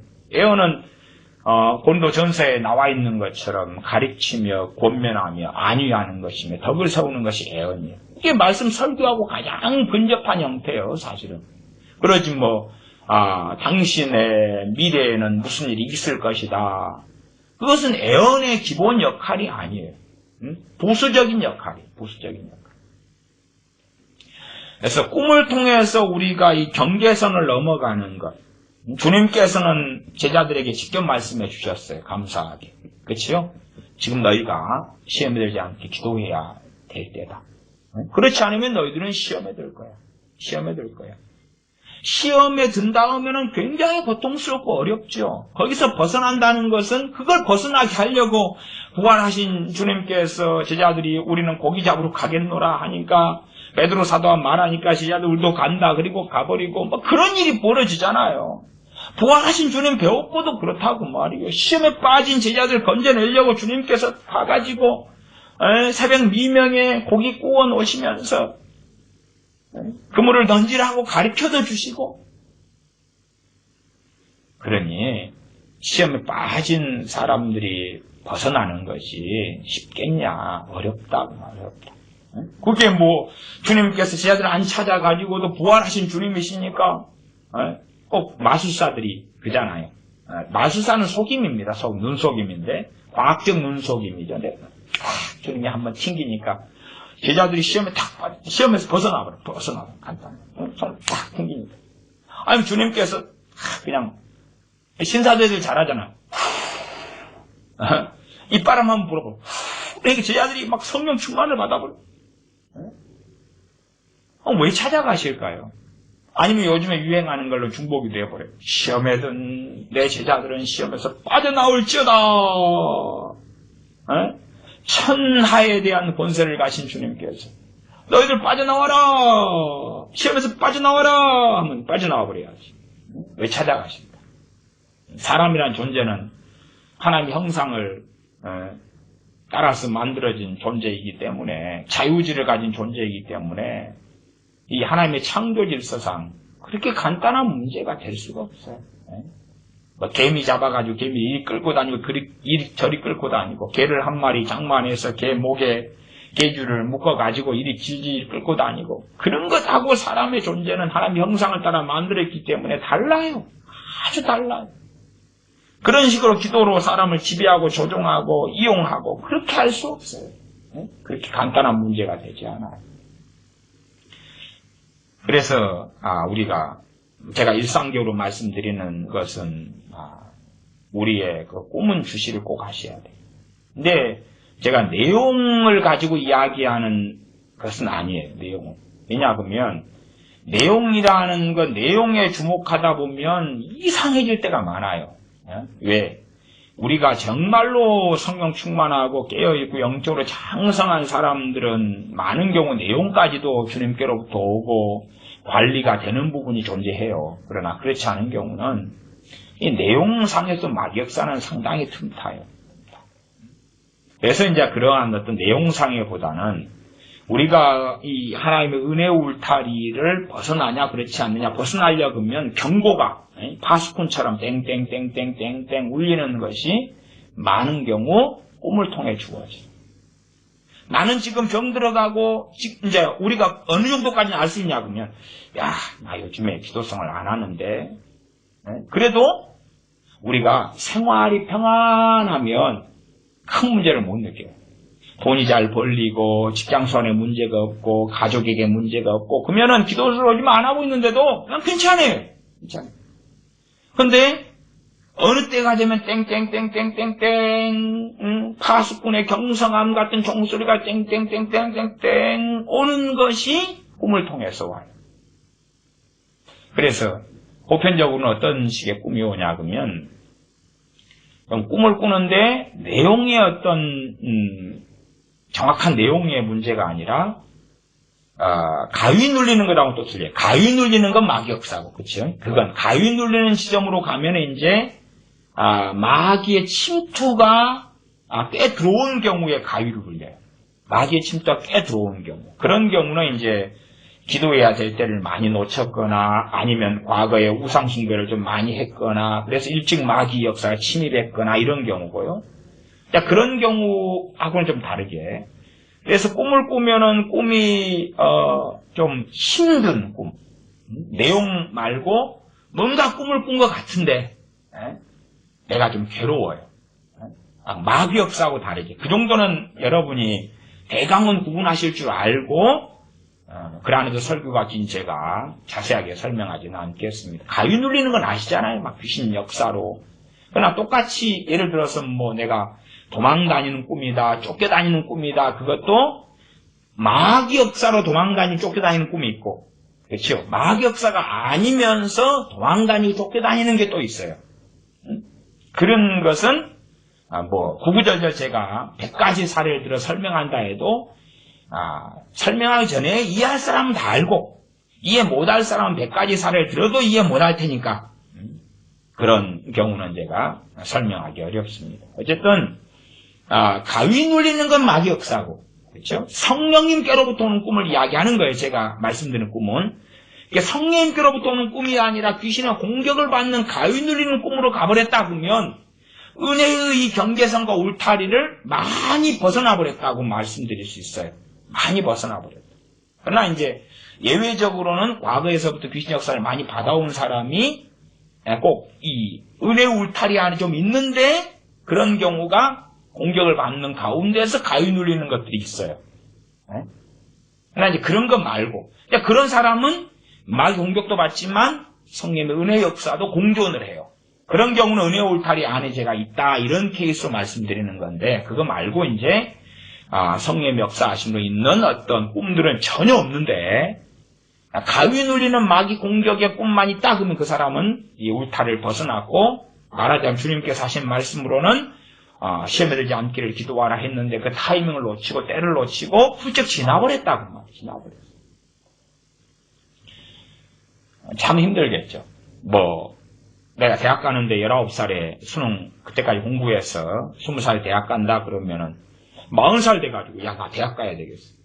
응? 그리고 이제 수능 공부 시작해야지. 그러면은, 뭐, 그럴 수는 있지만, 얼마나 힘들고 복잡하고 어렵겠냐, 그 말이에요. 그 다음에, 모아놓은 돈을 까먹지. 누가, 그 나이에 수능 공부하도 돈을 대주고, 대학 가도 누가 돈을 대주겠냐, 그 말이에요. 자기가 모아놓은 돈을 까먹어야 되는데, 문제는 가족도 있고, 여우 같은 마누라, 토끼 같은 자식들이 있다, 그러면은. 그런데 수능 공부하고 있으면은, 마누라, 네가 벌어와. 이런 상황이 돼버리는 복잡한 상황이잖아요. 쉽겠느냐, 그 말이에요. 때가 늦어버리면 간단하겠느냐, 그 말이 그렇지 않다. 그래서 이 은혜 울타리를 벗어나기 전에 기도해라, 땡땡땡땡, 땡땡땡땡 오는 꿈이 있어요. 땡땡땡땡. 그러면 그런 꿈은 힘든데, 뭐 꿈을 꾸는데 내용이 뭔지는 모르고 가장 많은 부류의 꿈이요. 내용이 뭔지 몰라요. 내용이 기억이 안 나요. 개꿈은 아니에요. 네? 개꿈은 그런 게 있어요. 개꿈일수록 내용이 좀 뚜렷해요. 뚜렷해. 그렇잖아요. 네? 뭐 동화책 같이. 네? 그러면은 황당하고 허구적이고 네? 그런 거고. 그 다음에 성령께로부터 오는 꿈은 내용이 이제 정확할 수도 있는데 이 땡땡땡땡 하고 파수꾼의 종소리 같은 이런 꿈은 내용은 별로인데 내가 잠을 자는 좀 힘드네. 뭔가를 꾸는 것 같은데 좀 힘드네. 그게 제가 알기로는 좀 상당수를 차지한 거. 잠을 자는데 막 새벽 2시에 힘드네. 그리고 자연적으로 깨지요. 자연적으로 깨어나요. 힘드네. 그리고 깨어나요. 막 가위 눌리는 귀신한테 막 짓눌리고 막 이런 경우하고 다르게 성령으로부터 꿈이 왔는데 내용은 대부분의 기억이 안 나는데 힘드네. 그리고 신앙생활을 오래 해오신 분들은 제가 이 정도만 설명드려도 아실 거예요. 그러면 조치를 취해야 되는데 힘드네. 그리고 깼으면 거기에서 기도 시작. 그 다음에 이제 마음을 더 다 잡고 기도를 우선순위를 놓고 해나가야 돼. 과거에서도 유행하는 말로 하면 첫 시간을 하나님께 드려라. 다시 말하면 내가 직장에 6시에 일어나 준비한다 그러면은 5시 반이든 5시든 4시든 일어나서 기도해야 된다고 말이에요. 기도해야 된다. 내가 7시에 일을 시작한다 그러면 그 전에 하나님과 함께 주님과 함께 보내는 시간을 확보해서 시간을 가져야 돼. 그렇게 해서 내가 이 경계선에서 하나님의 은혜 울타리 경계선을 넘어가가지고 가는 것을 방지하고 다시 은혜 속에 더 가까이 들어와야 돼. 내가 지금 기도하지 않고 영적으로 병들어가는 길을 선택하는구나. 그래서 하나님의 사랑하는 자녀들에게 보편적으로 제가 경험하고 많은 분들이 경험하는 것.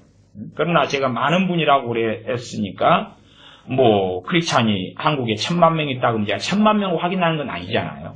근데 확인했을 때 그렇게 영적으로 아주 병들어버린 사람은 몰라요. 소경돼가지고 알지 못해요. 말고는 깨어있는 사람들은 보편적인 경험이고 이야기예요. 신앙 연수가 되는 사람들은 많이 알 거예요. 또 그런 것을 대수롭지 않게 넘겨버리는 사람들은 갈수록 소경이 돼가지고 모르는데 아는 사람은 지금이 기도해야 될 때구나. 뭔지는 몰라도 첫째는 하나님과 내 관계가 좋지 않구나. 그걸 회복해야지만이 그런 사람이 가족과 부모와 형제가 기도가 필요한 타이밍을 잡을 수 있죠.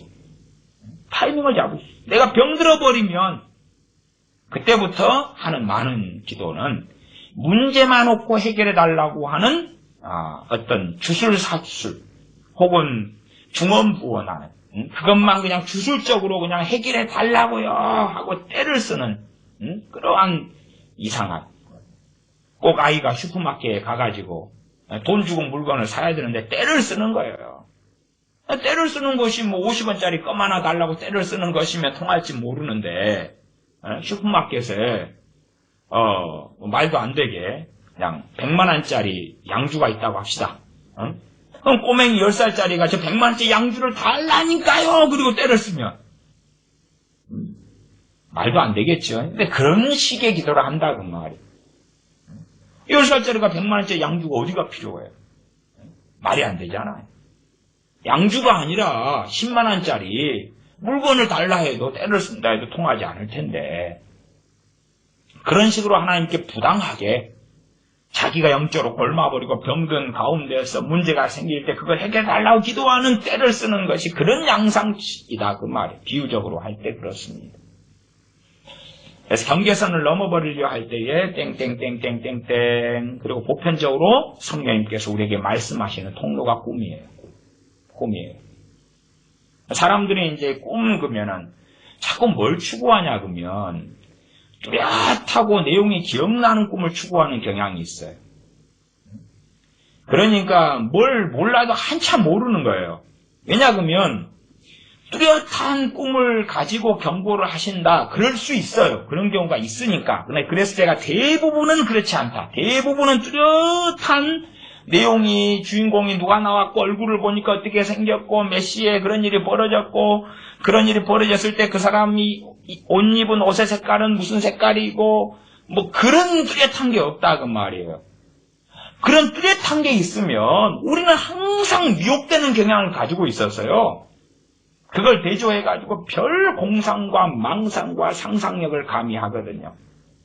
그러니까 우리들에게는 그런 뚜렷한 꿈들이 유익이 안 될 때가 훨씬 많아요. 훨씬 많아요. 그래서 오히려 예외적으로 뚜렷한 성령께로부터 오는 꿈인데 뚜렷한 그런 꿈이 요셉이 꾸는 꿈, 다니엘이 꾸는 꿈 그런 사람들은 수준이 높잖아요. 그렇죠? 그런 게 있을 수 있다 그 말이에요. 그리고 이제 우리가 영적으로 좀 성장하고 장성하면 그런 뚜렷한 꿈들을 꾸게 되는 경우들이 있어요.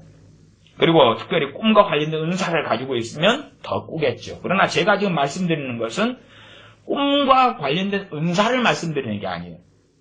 은사라는 것은 받은 사람들 중심으로 나타나는 것이니까. 애언은사를 받으면 그 사람, 방언은사를 받으면 방언은사 받은 사람이 방언하는 거예요. 그러니까 저는 지금 은사로서의 꿈을 이야기하는 게 아니에요. 요에서 2장이나 사도행전 2장에서 한편으로 은사로서 이야기하지만 한편으로는 보편적인 거예요. 고린도전서에서 너희가 하나씩 모두 다 애언할 수 있느니라 하는 것처럼 저는 보편적인 것을 이야기하는 거예요. 그냥 예수님 믿는 사람에게 있는 보편적 성령의 역사하심으로서의 꿈을 이야기하고 있는 거예요. 그래서 그런 꿈은 구체적인 것보다도 내 영적인 상태에서 좀 문제가 있다, 이상이 있다, 땡땡땡땡. 그래서 내 삶은 평안한데 잠자리를 평안하지 않게 하시는 거예요. 잠자리를 평안하지 않게 하시는 거예요. 난방이 잘 돼 있고 아니면 에어컨이 잘 돌아가고 그래서 온도가 딱 맞고 침대가 그냥 보들보들하고 이불은 보들보들한데 잠자는데 성령님께서 나를 괴롭게 하시는 거예요. 나를 괴롭게 하시는 거예요. 그것도 아주 많이 괴로워버린다. 그건 마귀 역사고. 성령 역사는 그렇게는 안 해요. 강제로 어떻게 행하시는 게 아니기 때문에 다소 괴로운 정도. 다소 괴로운 정도. 마귀는 이빠이 왕창 가능한 최대 침략 침범을 쏟아붓는 괴로움이고 성령님께서는 땡땡땡땡 경종이 땡땡땡땡 경종이 꼭 이마트 롯데마트 같은 데 가면은 시시코너에서 맛보세요 하는 그 정도. 맛보세요 그 정도고 마귀 역사는 그냥 생일 축하해 케이크를 갖다가 그 사람 얼굴에다 그냥 갖고 케이크 얼굴에 뚝뚝뚝 흘러 넘치는 것 혹은 그 이상으로 자동차로 사람을 팍 쳐버리는 거예요. 주먹으로 얼굴을 때려버리는 거죠. 때려버리는 거예요. 그러면 이제 사람이 상해를 입고 이빨이 부러지고 코가 주저앉고 그럴 거 아니에요. 그러나 우리가 자녀에게 하는 것은 그러지 마 그러고 회초리로 뼈를 부러뜨리는 게 아니죠. 이놈아 그러지 마. 그래서 등짝을 하는데 엄마가 때려요. 등짝 스매싱이잖아요. 엄마의 등짝 스매싱 막 정신 차려 이놈아 하고 아파 엄마 그런 정도 혹은 그것보다 약간 낮은 정도. 아니면 아빠가 딸의 코를 니 그러면 안 돼 이리와 코를 갖다 자꾸 비틀어야 한번 코피는 안 나게 그치요? 그러면 안 돼. 딸애가 15살인데 화장을 했어요. 그러면은 이리와, 이리와! 그리고 볼따기를 잡고, 이리와! 그리고 이제 화장을 그냥 지워버려, 이렇게. 그런 것 같은, 해를 끼치지 않는, 그러면서 땡땡땡땡 하는, 그래서, 그거에 따라서 이제 잘 알아먹는 사람은, 그 땡땡땡땡 하는데 강도가 좀 약하고, 그치? 알아먹으니까. 조금만 알아먹도록 하시는 거, 알아먹도록 성령님께서. 그 다음에 못 알아먹는 사람은 해는 끼치지 않는데, 그래서 자유의지가 주어진단 말이에요. 공포가 와버리면 자유의지가 상실되잖아요. 공포가 와버리면. 그렇게는 안 하신다고. 자유의지. 땡땡땡땡. 예, 6.25 전쟁이 있었을 때에 평양까지 진군하고 위에까지 올라가다 중공군이 침입해서 다시 일사후퇴하고 쫓겨 내려올 때에, 그럴 때에 흥남 철수의 사건이 있었잖아요. 그때도 깨어있는 사람들은 땡땡땡땡땡땡 지금 북한을 피해야 될 때다 땡땡땡땡땡땡 하는 때론 꿈, 때로는 성령님의 감동. 어떤 감동이겠어요? 막 기쁨이 오는 감동이겠어요? 아니죠. 빨리 떠나야 될 것 같은 위기감 같은, 그러나 극단적인 공포에 잡히는 그건 아니에요. 그래서 흥남철수, 흥남 부두에 교회 기독교인들이 9만 6천, 9만 7천 그 대다수가 모였을 때 질서 정연하게 평안하게 그렇게 모여가지고 찬송가 부르고 찬송 부르고 기도하고 그러면서 평안하게 미국 군함들에 타서 남한으로 대한민국으로 탈출을 했다고 말이 평안하게. 그러나 공포에 사로잡힌 사람들이 아니었어. 평안한 가운데 땡땡땡땡땡땡 그러나 땡땡땡땡을 듣지 못한 사람들은 뭔가에 잡힌 사람들 거기에서 남고 죽임당하고 뭐 좋은 영어로 순교 그러지만은 그렇게 간단하게 북한 공산당 애들이 죽이지는 않지요. 그래서 상당한 사람들이 남은 사람들 가운데 상당수가 하나님을 원망하면서 죽어간 사람들도 많고 배교한 사람도 많고 심지어는 북한의 앞잡이가 된 사람들도 있고 그런 다양한 것인데 정말 믿음 지키고 순교하려면 성령의 역사가 있어야 되는데 그런 사람들 그렇게 많지 않았어. 오히려 속에서는 나는 주님 지금도 믿어. 그러지만 겉에서는 김일성에게 절하고 숭배하고 겉으로는 공산주의 사상을 받아들이고 속으로는 그래도 예수님 믿어. 그렇게 비참하게 살았다고 말이에요. 지금 북한의 지하교 교인들 들통나지 않은 사람들이 고상하고 거룩하게 살아요? 그럴 수 없어요. 그들이 김일성 우상 앞에 절 안 해요? 절 안 하고 절 안 하면 들통나지. 들통나 강계 수용소 끌고 가고 자기만 그래요? 그럴 리가 없지. 그러니까 들통나지 않으려면은 일제시대 친사탐배 했던 것보다 더 심하게 한단 말이에요. 더 심하게 해야지. 일본 놈들이 악랄해요? 일제시대 때? 아니면 지금 북한의 김정은, 김일성, 김정일 집단이 더 악랄해요? 걔네들이 더 악랄해, 북한에 있는 놈들이. 북한 놈들이 더 악랄한 거예요.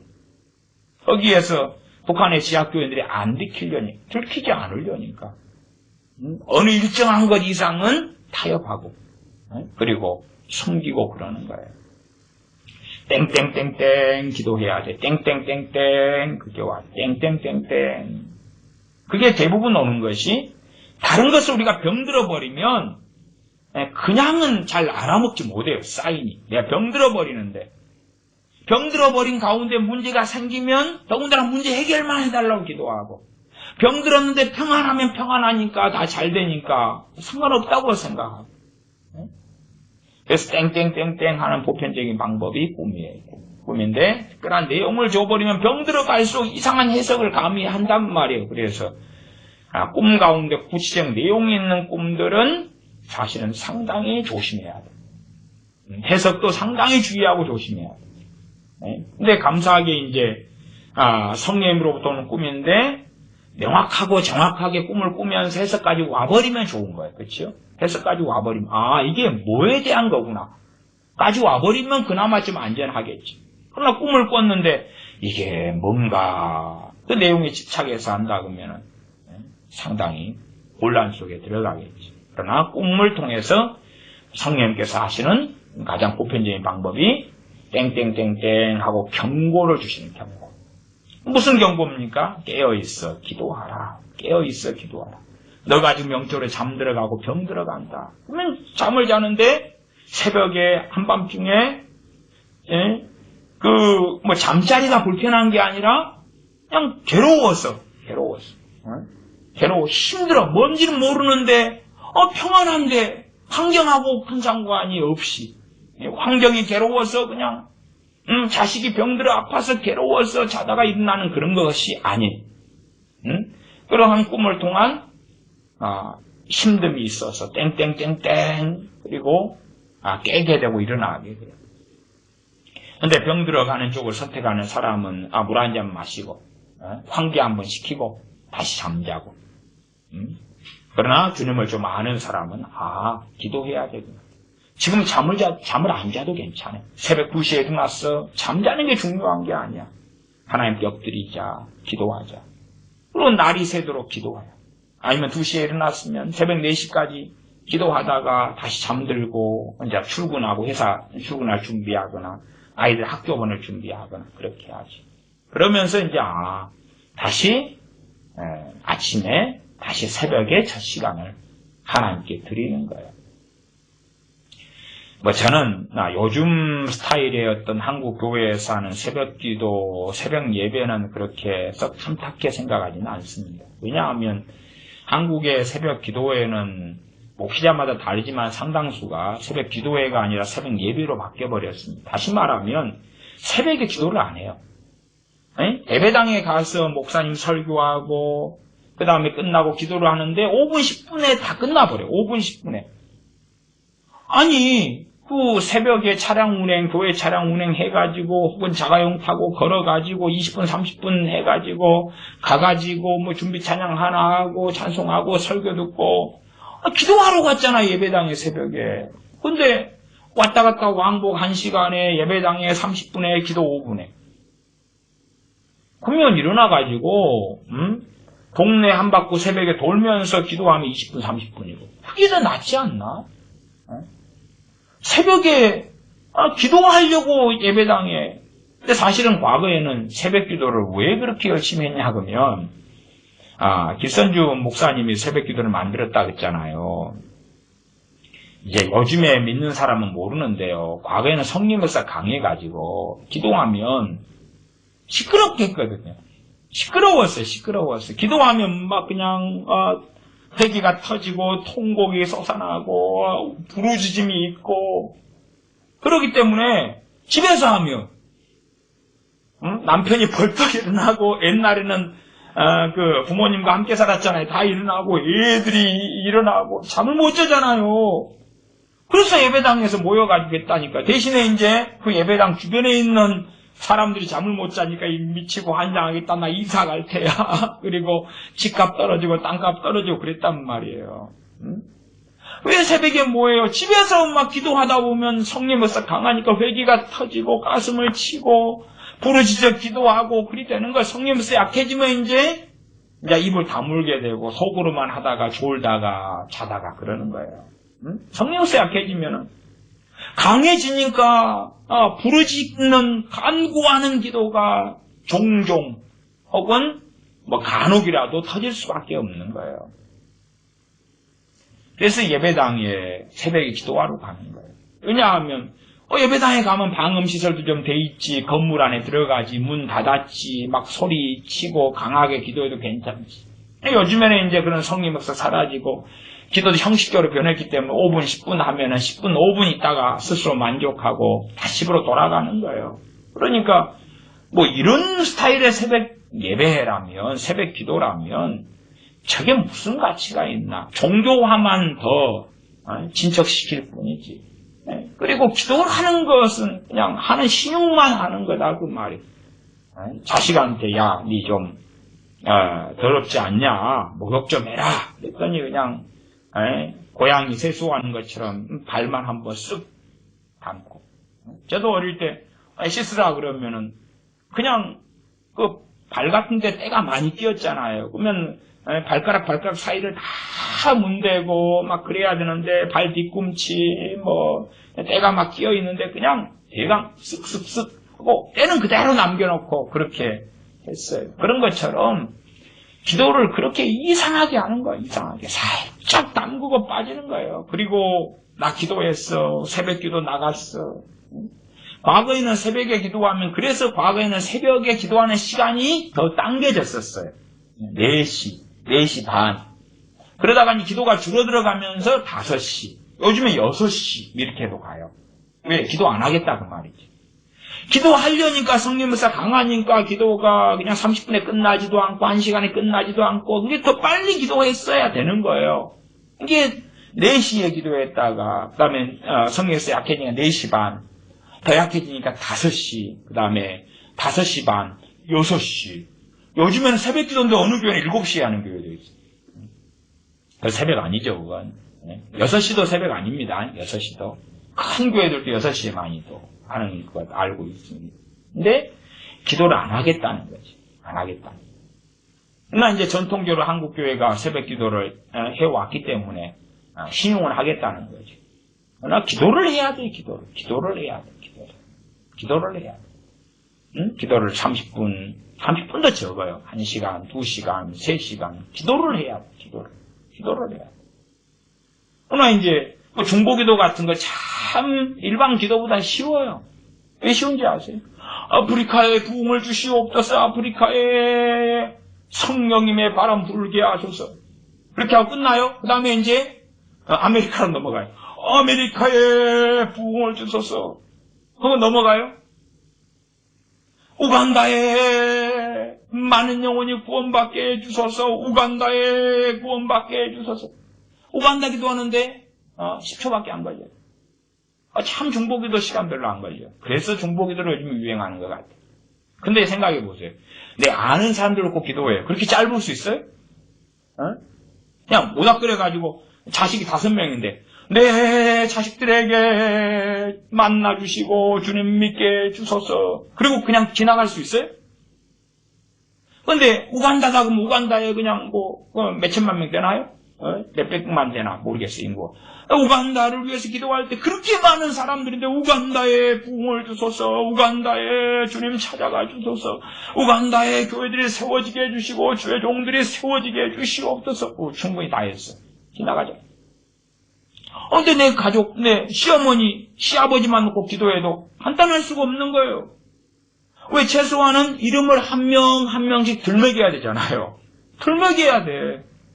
그러니까 내 가족만 놓고 기도하고 친척, 제가 사촌 형제간들이 한 56명 돼요. 외사촌, 친사촌, 이종사촌, 그런. 그러니까 그냥 아니까 56명의 이 사촌들에게 친사촌, 이종사촌, 고종사촌, 외사촌 이 사촌들에게 하나님 생명의 바람, 구원의 바람, 은혜가 주님 만나게 그렇게 한꺼번에 통치기가 어려워요. 왜 통치기 어렵냐 그러면 이 사촌 56명 가운데도 가까이 지내는 사람들이 있잖아요. 그러면 그 사람의 사정, 상황, 처지를 내가 아는데 그렇게 통치가 넘어갈 수가 없습니다. 그러나 이제 56명 가운데도 좀 거리가 멀고 한 10년도 소식을 안 들었고 그러면 가깝지 않으니까 사정을 모르잖아요. 내가 사정 모르는데 구구절절히 말할 게 없는 거예요. 근데 가까운 경우는 이번에 지금 사촌 형이 갑자기 병들어 죽었지. 그러면은 애들이 어리고 형수가 지금 있고 늦게 한 40 넘어서 결혼했는데 이제 50 몇 살에 갑자기 죽었어요. 그런데 애들이 어리니까 형수와 애들을 위해서 이 기도를 해줘야 돼. 사정을 아니까 그리 간단하게 될 수가 없잖아요. 사정을 아는데 우간다는 사정을 정치 경제 어쩌고 해도 몇 마디로 몇 문장으로 끝낼 수가 있는 거예요. 그래서 어쨌든 가장 첫째 중요한 것은 우리의 영적인 하나님과 나의 관계에서 깨어있어 기도하는 것이 가장 중요하다. 중요하고 내가 하나님과 거리가 멀어져 갈 때에 어느 경계선에서 은혜 울타리를 내가 벗어나갈 때 그런 상황이 될 때에 성령님께서 땡땡땡땡 경종을 울려주신다. 그때 사용하는 대표적인 것이 꿈이다. 그래서 꿈을 꾸게 될 때 구체의 내용 문제가 아니라 지금 땡땡땡땡 경종을 울리니까 내용이 중요한 게 아니잖아요. 내가 정말 성령 충만하고 깨어있을 때 꿈을 주시는 것은 내용이 더 구체적일 수가 있어요. 그 다음에 아예 은혜를 떠나가가지고 육신적이 되고 세속적이 됐는데 꿈을 주시면 귀신의 역사로 구체적인 내용을 줘요. 왜? 더 미혹시켜야 되니까. 그러나 지금 내 영적인 상태가 너가 문제가 있어 땡땡땡 하는 게 구체적인 내용이 필요한 게 아니잖아요. 그렇기 때문에 구체적인 내용이 없는 뭔가 있는데 좀 괴로워, 좀 불편해, 힘들었어. 그리고 딱 깬단 말이에요. 새벽 3시, 4시, 2시, 1시, 일찍 9시 잤다 그러면 12시. 잠이 안 와요. 잠이 안 와. 기도해라는 이야기죠. 그 때를 놓쳐버리면 인생과 삶 속에 영적으로 쇠락하고 병들어가고 안 좋아져서 내가 내 가족에게 문제가 생겼을 때에 성령 충만하고 지혜롭고 어떻게 풀어갈 줄을 알고 기도를 어떻게 도울 줄을 알아서 도울 수 있는데 심지어 내 삶에 어떤 문제가 생길 수도 있어요. 그러나 내가 영적으로 깨어있으니까 믿음을 가지고 주님 의지하고 헤쳐나갈 수가 있단 말이에요. 오래 참음으로 인내함으로 용서함으로 사랑함으로. 근데 내가 병들어버리면 문제가 생기면 헤쳐나갈 수 있겠냐? 그건 말이에요. 없어요.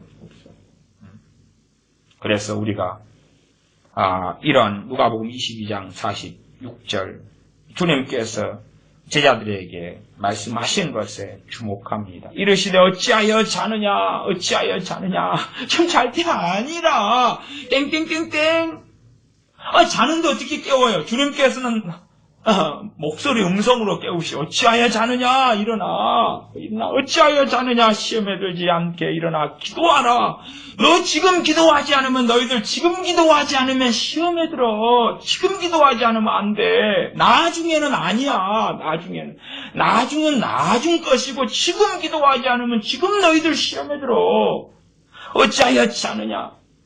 주님께서 이제 부활승천하신 다음에 성령님이 임하셨어요. 성령님께서 어찌하여 자느냐고 깨우시는 방법이 꿈이에요. 꿈. 자고 있으니까 깨우려고 그럴 수도 있겠죠. 막 옆에 그냥 천둥과 번개가 그냥 빵빵빵빵 그러면 지진 나가 깨우려고 지진이 나서 내가 자는데 아파트가 반으로 쭉 쪼개져 버려. 그럼 그것은 기도하라고 깨우는 게 아니고 이건 비참함과 공포로 가겠죠. 그게 그런 건 낼 수가 없고. 아니요, 그래야 될까요?